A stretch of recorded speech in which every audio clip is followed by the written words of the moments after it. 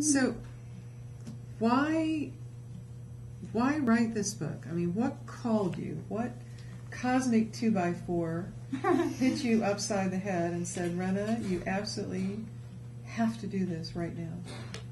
Well, as I was writing the Math for Mystics book. Okay, so this was this one. Yeah, okay, yeah.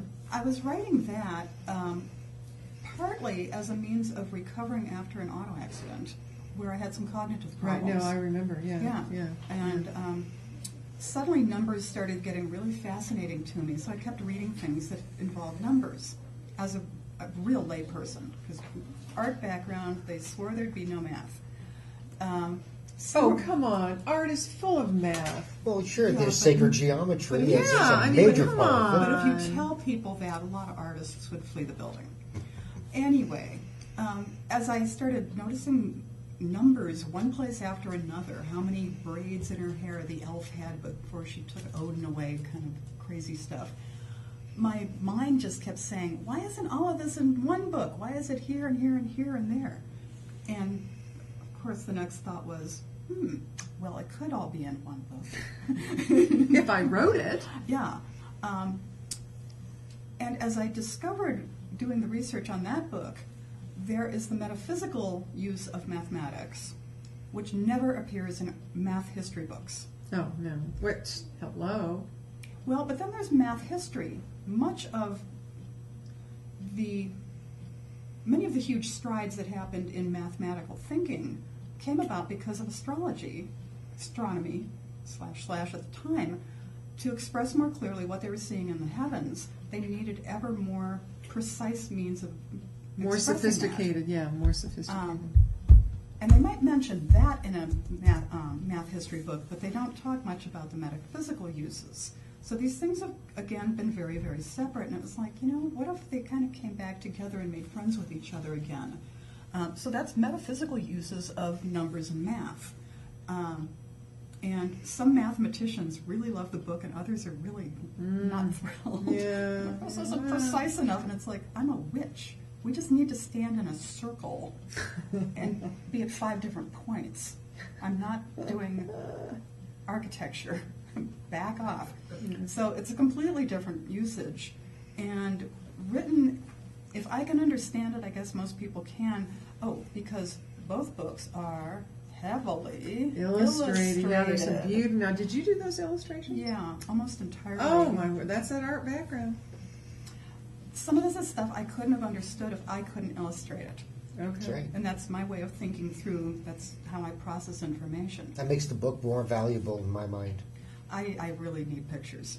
I really need pictures. I express myself pretty clearly written, but pictures are good. Signs and symbols mean an awful lot in magic, as you know. Absolutely.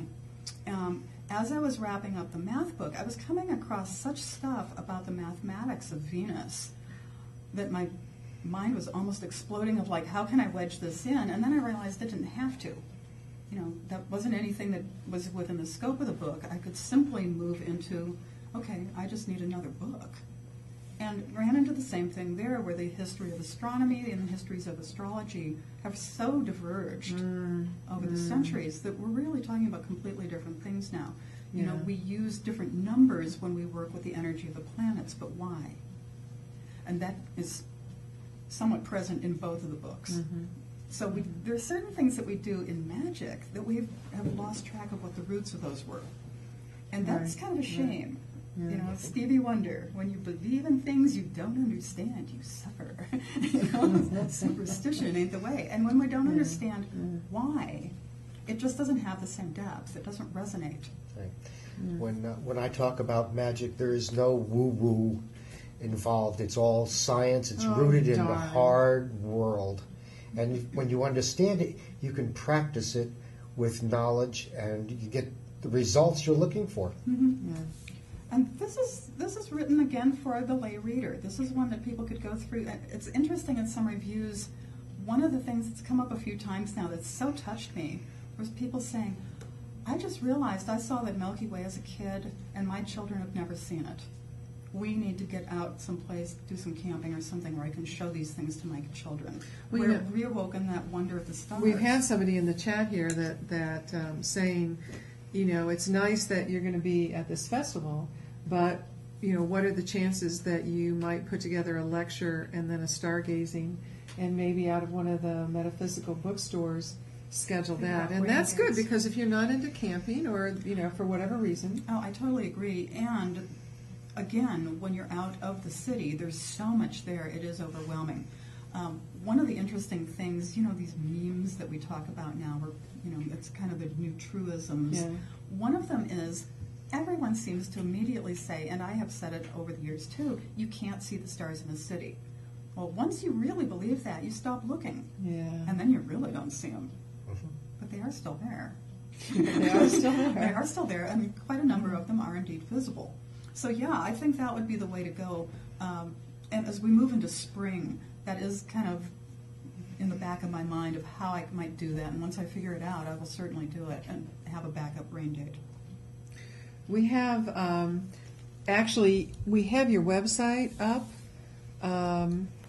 You can go onto ModernPagan.tv and click on Renna's name, and it will take you to your website.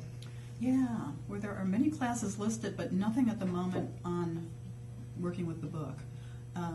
There are exercises at the end of each chapter, and I thought that was so interesting that the question came up of how do you use this information in your daily life? Yeah. That someone asked Phil. As you were answering that, I was just thinking, one of the simplest things in this book is one of the End of the Moon chapters, where a practice that I've been doing for about 10 years now. We all do such planning sometimes when we're going to do ritual. Sure. And something was going on where it was like, I need ritual now. I walked out my back door with a glass of wine in one hand, a piece of bread in the other, poured libation, gave an offering of bread, and just started talking to the moon. I told her what I was thankful for. I told her what I was really concerned about. I addressed the moon as my grandmother, my sister, my daughter, a whole range of female associations, my friend, myself, but then just spoke aloud what was in my heart and said my thank yous, but also put in like the little requests too. If we don't say thank you, why would they keep sending more? I agree. So there's times that I just say thank you, but I was back in the house probably in under 5 minutes, feeling absolutely it is done. The work is done. And I've maintained that since then. It's very spontaneous. The point isn't to do it like, ooh, I did it faster than ever, good for me. The point isn't to do it fast. The point is to do it without having to stop and like, oh, I can't do that until I buy the right incense. And I have to have this tool and that tool, and I have to be wearing the red, purple, green, orange robe with the red, purple, green.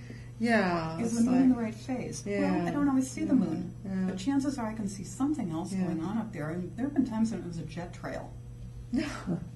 But that's okay. Big open night sky. You are so vast. Yeah. You can hear me.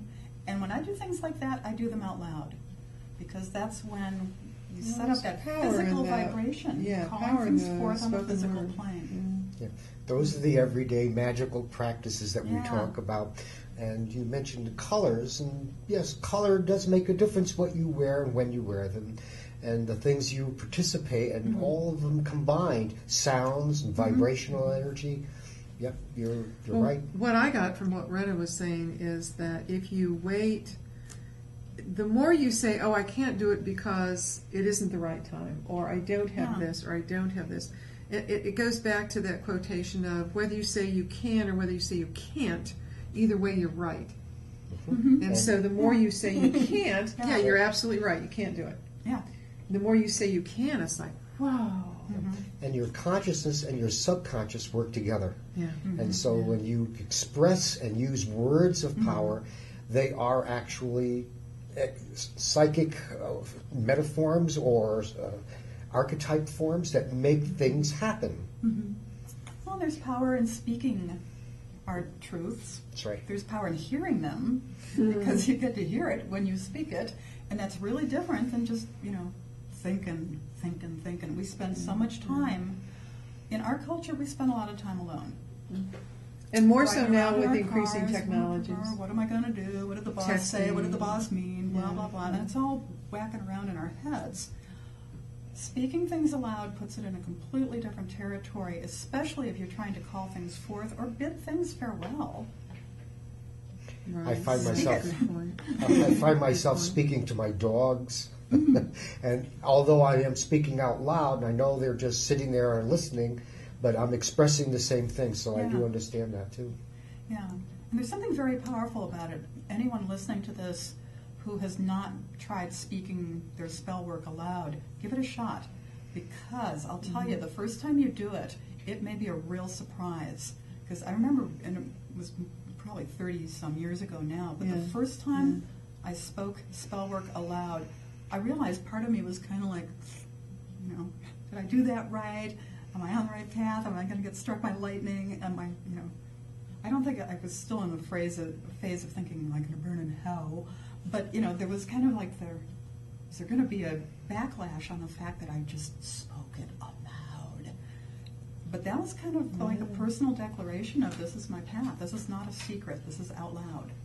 Now, mind you, no one in the next apartment could have heard me. It wasn't that kind of loud. Well, but I heard you're me, not and that was the screaming important it, part. so you don't have to. Renna, one of the things we were talking about before the show that I think that is very important for people to know is that you do not have to be Wiccan or pagan, or you don't have to be a theist of any particular path to connect with the information in the book. I think not.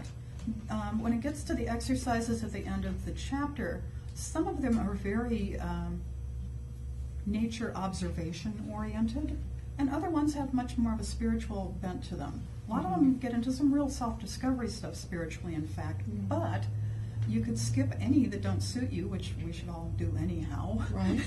with anything. It's not, if it's not your flavor, move on. Yeah, I don't come to check if you've done them before you get to move to the next chapter. Oh, so it's not on the exam. No, but sometimes I have books for years and then go back in and go, how did I miss this? Yeah, Well, now it's the right time. Yeah.